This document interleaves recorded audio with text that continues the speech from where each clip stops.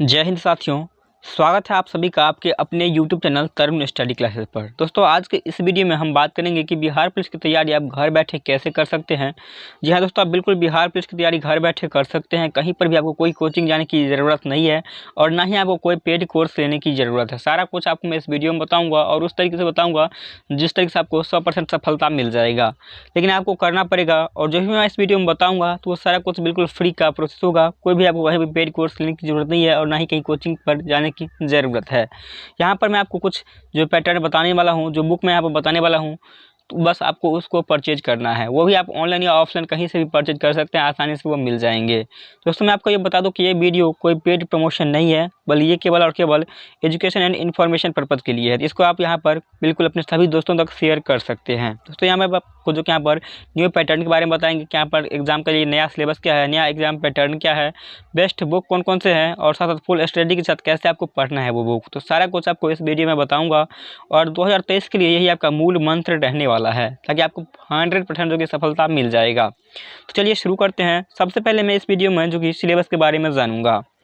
दोस्तों, सिलेबस के बारे में काफ़ी सारे लोग कंफ्यूज कर देते हैं। आपको बता दें कि हिस्ट्री से अगर मान लीजिए कि यहाँ पर 20 क्वेश्चन पूछ जाते हैं, साइंस से 18 क्वेश्चन, तो ऐसे ऐसे आपको बता देते हैं। लेकिन आपको ऐसा बिल्कुल भी नहीं करना है, क्योंकि दोस्तों आपको पता है कि अगर हिस्ट्री से जितने भी क्वेश्चन पूछे जाते हैं तो आप पूरे हिस्ट्री को कवर नहीं कर सकते हैं। साइंस से भी आप पूरे साइंस को कवर नहीं कर सकते हैं, मैथ भी पूरे कवर नहीं कर सकते हैं और साथ साथ ना ही यहाँ पर हिस्ट्री, पॉलिटी, ज्योग्राफी जो भी होगा तो आप पूरे उस चैप्टर को कंप्लीट नहीं कर सकते हैं। तो कौन कौन से टॉपिक से पूछे जाते हैं, केवल और केवल आपको वही टॉपिक के बारे में हम बताएंगे और उसी टॉपिक को आपको पढ़ना है। हिंदी के ही हो चाहे इंग्लिश के भी हो, तो जो जो टॉपिक आपके एग्जाम में पूछे जाते हैं बस आपको उतना ही पढ़ने हैं। फालतू की चीज़ें आपको नहीं पढ़नी है और आपको अपना टाइम बर्बाद नहीं करनी है।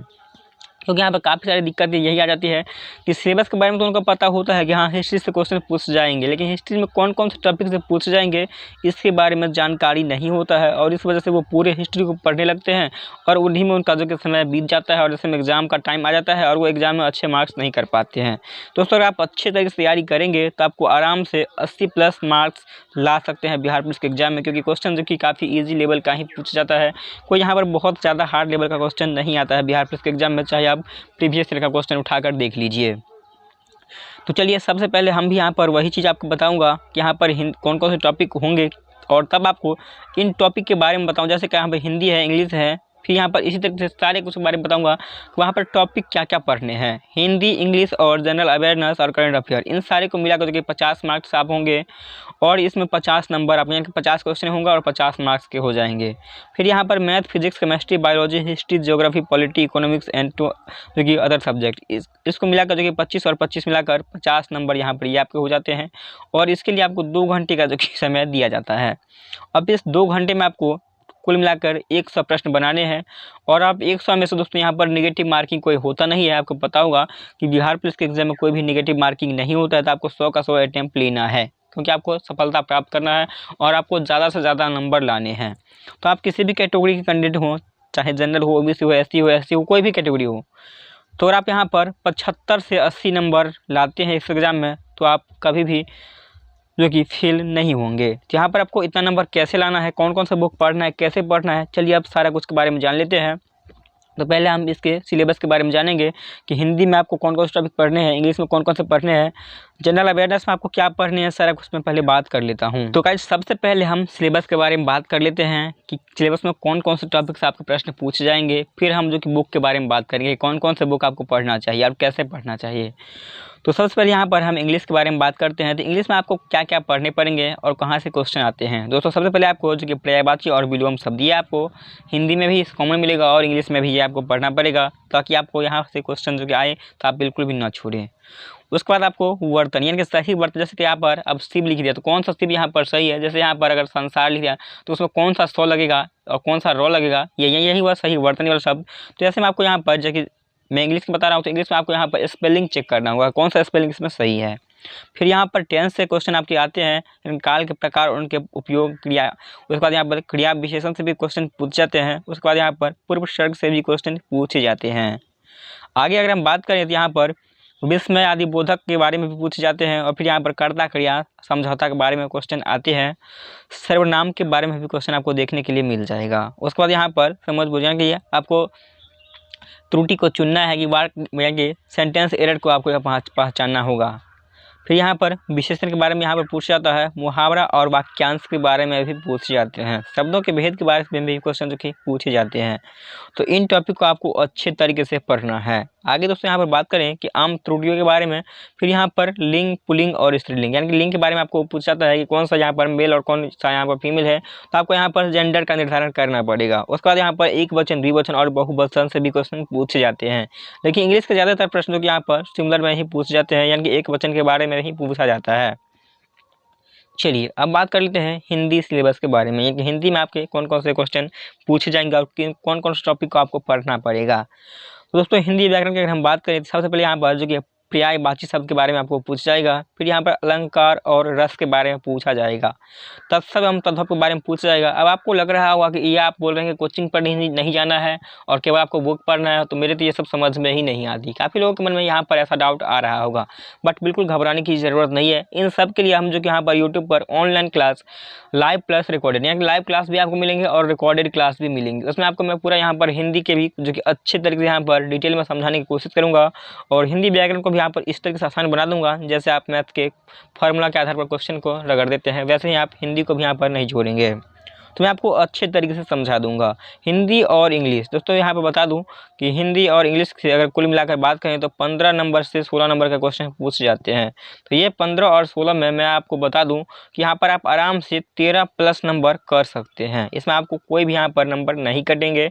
आप एक या दो नंबर ऐसे होते हैं जो गलत तो हो जाएंगे, तो इसके लिए कोई दिक्कत नहीं है। अगर आप 15 में 13 नंबर लाते हैं तो काफ़ी अच्छा स्कोर है। अब इतना आप आसानी से कर भी सकते हैं। मैं आपको सारा कुछ इसी चैनल पर जो कि लाइव करवाऊंगा। तो इसके लिए आपको क्या करना है, तो चैनल को सब्सक्राइब करके रखना है ताकि आपको जब भी मैं वीडियो डालूँ या लाइव आऊँ तो आपको नोटिफिकेशन मिल जाए। उसके बाद आपको तत्सम और तद्भव के बारे में समझना पड़ेगा और ये टॉपिक सब काफ़ी आसान है, एक दिन में एक टॉपिक कंप्लीट हो जाएगा। फिर यहाँ पर वाक्यों के लिए एक शब्द निर्माण, यानी कि अनेक शब्दों के लिए एक शब्द जो पूछ जाते हैं तो वो यहाँ पर हो जाएगा और इस टॉपिक को भी आपको कवर करना है। उसके बाद यहाँ पर विलोम शब्द चुनना है और समास यहाँ पर यानी कि विपरीतार्थक शब्द और समास के बारे में आपको पढ़ना पड़ेगा। और यहाँ पर वाक्य संशोधन, लिंग, वचन, कारक, काल, वर्ण, त्रुटि से संबंधित जो कि शब्द आपसे पूछ जाते हैं एग्जाम में और वो आपको बनाना पड़ेगा। उसके बाद यहाँ पर संधि के बारे में भी पूछा जाता है क्वेश्चन, तो ये भी आपको टॉपिक को कवर करना पड़ेगा। उसके बाद यहाँ पर अनेकार्थी यानी कि अनेक शब्दों के लिए एक शब्द जो क्वेश्चन आते हैं तो ये भी आपको बनाने पड़ेंगे। उसके बाद लोकोक्तियाँ और मुहावरे से भी क्वेश्चन आते हैं आपके एग्जाम में। चलिए आगे हम बात कर लेते हैं अंक शास्त्र, जिसके यहाँ पर मैथ के क्वेश्चन आपसे पूछ जाते हैं, यहाँ कि मैथमेटिक्स से जो क्वेश्चन पूछ जाते हैं तो वो भी हम यहाँ पर देख लेते हैं। क्षेत्र मिति से भी क्वेश्चन पूछ जाते हैं। उसके बाद यहाँ पर संख्या प्रणाली, तो ये सारे आपको मैं अच्छी तरह से कवर कराऊंगा। यहाँ पर मैं लाइव क्लास का और रिकॉर्डेड की वीडियो के माध्यम से मैं आपको ये सारे टॉपिक को कवर कराऊंगा। आपको यहाँ पर सिलेबस के अकॉर्डिंग ही आपको पढ़ाया जाएगा और वो अच्छे तरीके से यहाँ पर आपको समझाया जाएगा। फिर यहाँ पर चक्रवृद्धि ब्याज और साथ साथ यहाँ पर साधारण ब्याज से भी क्वेश्चन पूछे जाते हैं। यहाँ पर ये दोनों को आपको कर लेना है। तो साधारण ब्याज और चक्रवृद्धि ब्याज दोनों का आपको पढ़ना है। फिर यहाँ पर छूट यानी कि डिस्काउंट के बारे में आपको अच्छे तरीके से यहाँ समझना है। फिर यहाँ पर अनुपात और समानुपात, यानी कि यहाँ पर अनुपात और अनुपात यहाँ पर गलती से लिखा गया है, तो अनुपात और समानुपात याद रखिएगा, यानी कि रेशियो एंड प्रोपोर्शन के बारे में आपको पढ़ना है। फिर यहाँ पर ज्यामिति के बारे में आपको पढ़ना पड़ेगा और यहाँ पर प्राथमिक आकृतियों को समझना, यानी कि जो आकृति बेस जो कि 3D फिगर पर आधारित क्वेश्चन होते हैं ट्रांसलेशन में, तो वो भी आपको थोड़ा बहुत पढ़ना पड़ेगा। वैसे मैथ के क्वेश्चन काफ़ी आसान ही होते हैं, याद रखिएगा। फिर यहाँ पर समरूपता के बारे में कुछ समझना होगा और चतुष्कोश के बारे में भी समझना होगा। नकारात्मक संख्या और पूर्णांक के बारे में समझना होगा, ये थोड़ा एडवांस मैथ का यहाँ पर दिया गया है। फिर यहाँ पर भिन्न घातांक को समझना है। फिर यहाँ पर क्यूब रूट यानी कि क्यूब रूट के बारे में आपको बताना पड़ेगा, लाभ हानि प्रॉफिट लॉस के बारे में। और फिर यहाँ पर बीजगणित यानी कि अलजेब्रा के बारे में फिर आप काफ़ी अच्छे से पढ़े होंगे 7वां 8वां में ही और 10वां में भी आप पढ़े होंगे, तो ये भी आपसे एग्जाम में बहुत ज़्यादा हेल्प करेगा। और फिर यहाँ पर पूर्ण संख्या यानी कि रूट संख्या पूर्ण संख्या के बारे में आपको समझना पड़ेगा। और यहाँ पर बुनियादी ज्यामिति यानी कि 2D 3D फिगर के बारे में आपको समझना होगा। और यहाँ पर बीजगणित का परिचय, इसके बारे में आपको समझना पड़ेगा। ये सारे टॉपिक जो है वो एक दिन में एक टॉपिक कवर हो जाएगा आसानी से। फिर यहाँ पर थोड़ा बहुत क्वेश्चन करवा देंगे तो आपको अच्छी तरह से समझ जाएंगे, फिर आपके एग्जाम में कोई दिक्कत नहीं होगा। उसके बाद यहाँ पर कंस्ट्रक्शन के बारे में यहाँ पर सिलेबस में तो है बट यहाँ पर पूछा नहीं जाता है एग्जाम में। और यहाँ पर डेटा संधारण के बारे में भी जो कि बिहार पुलिस के एग्जाम में नहीं पूछ जाते हैं। आंकड़ा से रिलेटेड क्वेश्चन कभी कभी एग्जाम में पूछ लिया जाता है। चलिए आगे हम ज्योग्राफी के बारे में बात कर लेते हैं कि ज्योग्राफी में आपके कौन कौन से टॉपिक से क्वेश्चन पूछे जाएंगे। तो ज्योग्राफी में सबसे पहले आपको जल से क्वेश्चन पूछे जाएंगे। फिर यहाँ पर भूगोल एक सामाजिक अध्ययन और एक विज्ञान के रूप में जो कि देखे जाते हैं, तो इस टॉपिक से भी आपको अच्छे तरीके से कवर करा दूंगा। आगे यहाँ पर मानव पर्यावरण निपटान, परिवहन और संचार से क्वेश्चन आएंगे। फिर यहाँ पर संसाधन, प्रकार, प्रकृति और मानव, तो इस टॉपिक को आपको अच्छे से पढ़ना है, क्योंकि यहाँ पर पिछली बार जो एग्जाम हुआ था 84 से 15 वाला आपको याद होगा। अगर आप नई तैयारी करते होंगे तो आप प्रीवियस के जब क्वेश्चन देखेंगे तो उसमें आपको मिल जाएगा। इस एग्जाम में जो कि इस टॉपिक से 3 क्वेश्चन पूछे गए थे, तो 3 क्वेश्चन दोस्तों बहुत बड़ी बात हो जाता है। 3 क्वेश्चन का मतलब आप सीधे समझ लीजिए कि आप कम से कम 90,000 कैंडिडेट से आगे निकल गए, या मान लीजिए कि 1 लाख कैंडिडेट से आगे निकल जाएंगे अगर 3 क्वेश्चन आपका सही हो जाता है तो इस टॉपिक को आपको अच्छे से कवर करना पड़ेगा। आगे फिर यहाँ पर वायु से यानी क्वेश्चन पूछे गए थे, फिर यहाँ पर ग्लोब से भी क्वेश्चन पूछे गए थे, और आपको ये टॉपिक भी अच्छे तरीके से कवर कर लेना है, ग्रह, सौरमंडल एवं पृथ्वी, यानी कि इसमें भी आपको अच्छे खासे क्वेश्चन मिल जाते हैं, यानी कि 2 से 3 क्वेश्चन आपको इस टॉपिक से भी देखने के लिए मिल जाता है एग्जाम में, तो ये आपको अच्छे तरीके से पढ़ लेना है। अगला यहाँ पर पर्यावरण अपनी समग्रता में पृथ्वी और मानवीयता पर्यावरण, ये भी आपको पढ़ना पड़ेगा, और कृषि, इन टॉपिक से क्वेश्चन पूछ जाते हैं ज्योग्राफी में। आगे यहाँ पर नागरिक शास्त्र पाठ्यक्रम को हम देख लेते हैं, यानी कि इकोनॉमिक्स के बारे में। तो दोस्तों इकोनॉमिक्स से जो पूछे जाते हैं तो यहाँ पर सरकार के बारे में यहाँ पूछे जाते हैं, सॉरी यहाँ पर सिविक्स से क्वेश्चन पूछे जाते हैं। फिर यहाँ पर विविधता के बारे में पूछे जाते हैं, राज्य सरकार के बारे में, संविधान, फिर यहाँ पर न्यायपालिका, और यहाँ पर सामाजिक न्याय और सीमांत से भी क्वेश्चन आपके एग्जाम में पूछे जाते हैं, तो इसे भी आप लोग याद रखिएगा। फिर यहाँ पर प्रजातंत्र के बारे में पूछ जाते हैं, स्थानीय सरकार, जीविका चलान, मीडिया को समझना और संसदीय सरकार। फिर यहाँ पर जो कि अनपेनिंग जेंडर, तो इसके बारे में भी क्वेश्चन आपसे पूछे जाते हैं, तो इसे भी आप लोग अच्छे तरीके से पढ़ लीजिएगा। मैं आपको सारा कुछ कहाँ पे ये कंटेंट मिलेंगे वो भी मैं आपको बताऊँगा इस वीडियो में। यहाँ पर आप साइंस से जो क्वेश्चन पूछे जाते हैं तो उसमें यहाँ पर जो कि एक परमाणु की संरचना, फिर यहाँ पर ताकत यानी कि पावर, फिर यहाँ पर मामलों का परिवर्तन और कार्बन। यहाँ पर मैं सारा कुछ जो कि हिंदी में लेके आया हूँ, इसका रीज़न दोस्तों ये है कि काफ़ी सारे सिलेबस जो होते हैं तो आपके इंग्लिश मीडियम में होते हैं, और काफ़ी सारे कैंडिडेट जो कि समझ में ही नहीं आता कि आखिर ये है क्या, सिलेबस में जो दिया गया है वो टॉपिक की उनको समझ में नहीं आता, तो जिस वजह से मैं यहाँ पर हिंदी में खुद से टाइपिंग करके लाया हूँ इसे। फिर यहाँ पर अम्ल, क्षार और नमक के बारे में क्वेश्चन पूछ जाते हैं जो कि केमिस्ट्री से होते हैं। फिर यहाँ पर जगत, और यहाँ पर विद्युत प्रवाह और सर्किट यानी कि शॉर्ट सर्किट के बारे में जो क्वेश्चन पूछे जाते हैं वो फिजिक्स के। फिर यहाँ पर लाइट चैप्टर से जो पूछ जाते हैं तो वो भी क्वेश्चन काफ़ी इंपॉर्टेंट है, और आपको इन टॉपिक से अधिकतर क्वेश्चन देखने के लिए मिल जाते हैं। आगे यहाँ पर प्राकृतिक घटना के बारे में पूछे जाते हैं, प्राकृतिक संसाधन के बारे में, और प्रदूषण को भी आपको पढ़ना पड़ेगा। अणु और परमाणु के बारे में भी आपको दोस्तों पढ़ना पड़ेगा। यहाँ पर परमाणु छूट गया है तो यहाँ पर ऐड कर लीजिएगा, अणु और परमाणु, इन दोनों चैप्टर से जो कि क्वेश्चन पूछे जाते हैं। आगे यहाँ पर दोस्तों यौगिक, धातु और धातु, अधातु और उपधातु, इन तीनों से क्वेश्चन पूछे जाते हैं। मिट्टी से भी पूछे जाते हैं। पर्यावरणीय चिंता के बारे में क्वेश्चन जो कि डिटेल में रहता है कभी कभी, और कभी नहीं रहता है। क्षेत्रीय और राष्ट्रीय के बारे में क्वेश्चन जो कि एग्जाम में ज़्यादातर देखा जाता है। गति के बारे में भी क्वेश्चन पूछा जाता है। चुंबक और चुंबकत्व के बारे में भी क्वेश्चन पूछा जाता है आपके एग्जाम में। फिर यहाँ पर आगे जो कि यहाँ पर साउंड के बारे में भी क्वेश्चन पूछे जाते हैं, और यहाँ पर जो कि कार्य और ऊर्जा के बारे में भी क्वेश्चन रहता है, और ऊर्जा के स्रोत।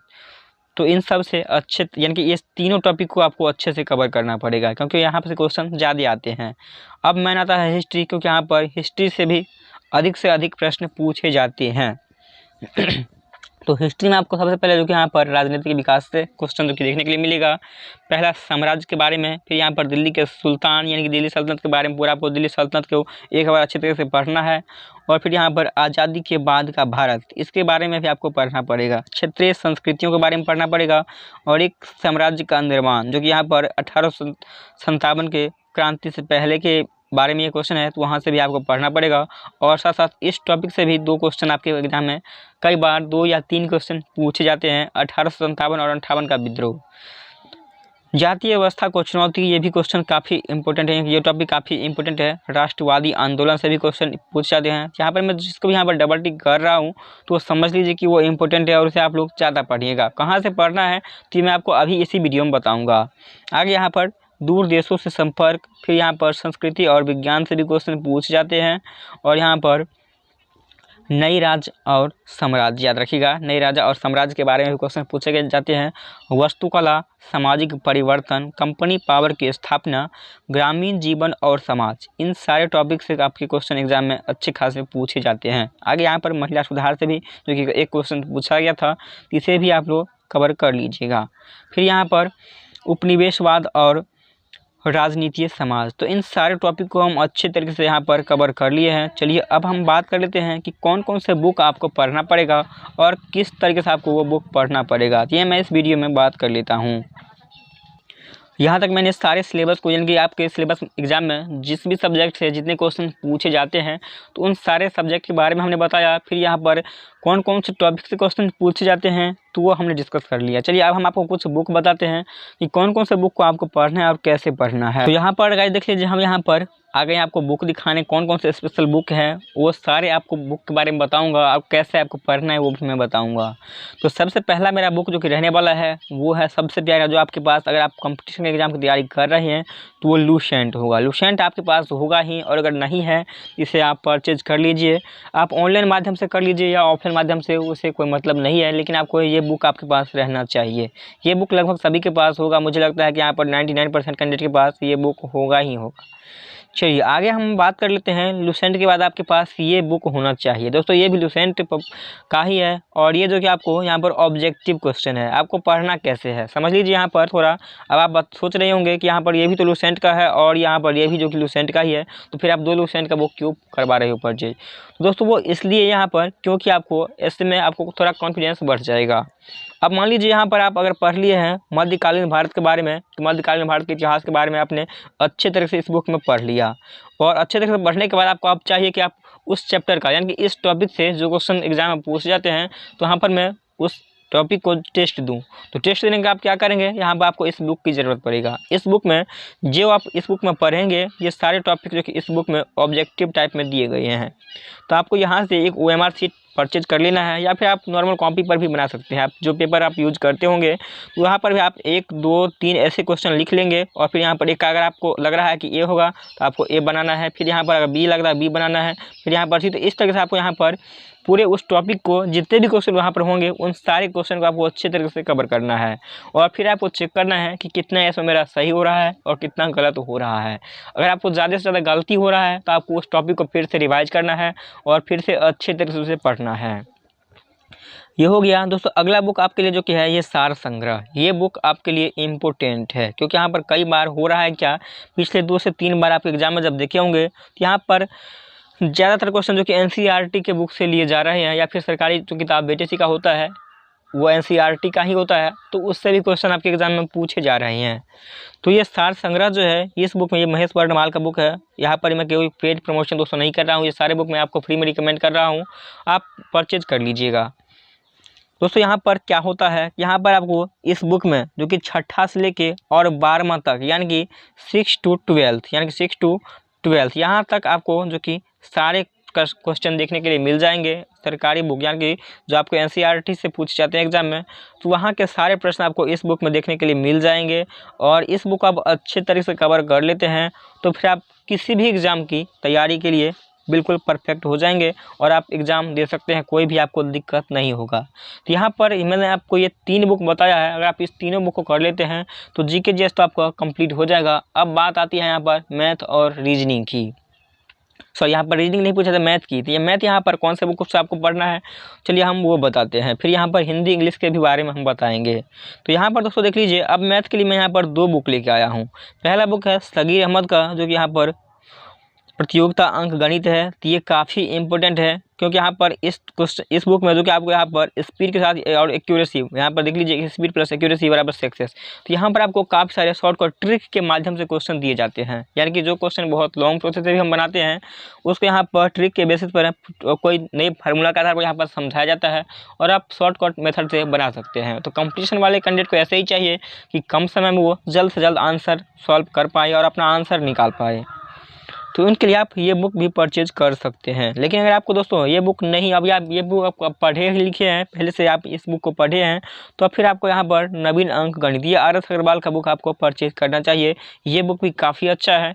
अगर आप फाउंडेशन की तैयारी पहले से कर लिए हैं तभी आपको ये दोनों बुक परचेज करने की ज़रूरत है। दोस्तों, अगर आप फाउंडेशन की तैयारी नहीं किए हैं और आप सोच रहे हैं कि हम घर बैठे बिहार पुलिस की तैयारी करें और ये बुक खरीद लें, तो आपको ये दोनों में से कोई भी बुक आपको परचेज नहीं करने हैं। अब मैं आपको ऐसे क्यों बोल रहा हूँ, क्योंकि दोस्तों आप ये पूरे बुक को सॉल्व खुद से नहीं कर पाएंगे। इसके लिए आपको कहीं पर कोचिंग क्लासेस की ज़रूरत पड़ेगी या फिर कोई टीचर की ज़रूरत पड़ेगी, क्योंकि यूट्यूब पर भी काफ़ी ऐसे टीचर हैं जो कि आपको इन दोनों बुकों को अच्छी तरह से कवर करवाए हैं। बट मैं आपको रिकमेंड नहीं करूँगा कि आप इस चक्कर में पढ़ें। आप मैथ को बिल्कुल छोड़ दें, क्योंकि आप क्यों छोड़ दें, यहाँ पर 4 से 5 नंबर आपके एग्जाम में पूछे जाते हैं और इस 4 से 5 नंबर के लिए आप पूरे बुक को अगर आप कवर करेंगे तो ये बहुत ज़्यादा क्रिटिकल हो जाएगा और डिफ़िकल्ट हो जाएगा आपके लिए।